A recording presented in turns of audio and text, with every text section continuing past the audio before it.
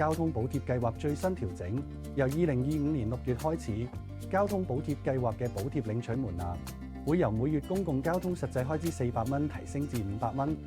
對超出嘅開支提供1/3嘅交通津貼，上限維持400蚊不變。所有透過八達通支付嘅公共交通開支都可以獲得補貼，包括港鐵、巴士、渡輪嘅月票同日票都屬於補貼範圍內，即港鐵嘅都會票同全月通等都可以獲得交通津貼。如果係用現金或者八達通以外方式購買指定車船票，